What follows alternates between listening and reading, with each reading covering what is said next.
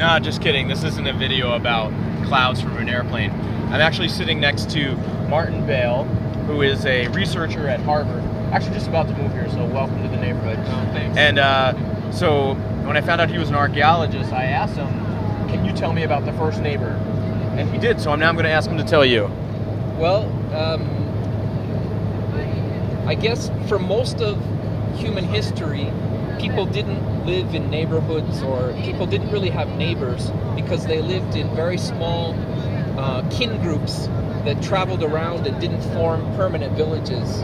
And it was like that from about 1 million BC until maybe about 10,000 BC. Once the Paleolithic ended, a period called the Mesolithic began, and during that time we can find very small villages forming, especially in places in the Middle East. And at that time you would have had maybe about 3 or 4 family groups living close together, but there was also a possibility of non-kin groups living close to each other. If non-kin groups are living close to each other, we can define that as them as being neighbors, and thus those people living in the first small villages of the Mesolithic, that's probably when the first neighbors and neighborhoods actually started to exist in human history. So I think I probably said it before, but about 10,000, 9,000 BC, and probably in the Middle East. Cool.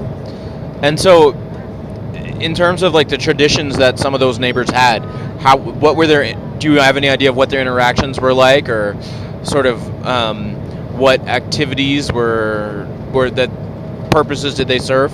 Well, sharing is probably the reason why non-kin groups of people began to interact with each other in small villages.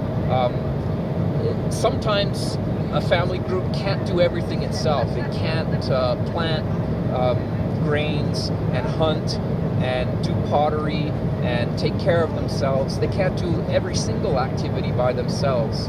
And so what are you going to do when you need help? You're going to try to contact with someone who's your kin. But what if there is no kin? Then you're going to have to reach out to people who you don't know, who you're not related to. And probably the context in which people did that is that they needed help. And so when you ask for help with someone, if someone reciprocates, it begins a relationship of sharing.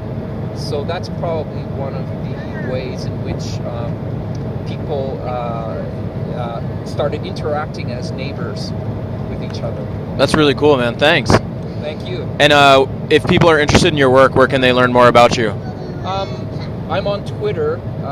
If you go on Twitter, twitter.com/capital N, capital E, capital A, lowercase ARCHAEOLOGY, NEA Archaeology.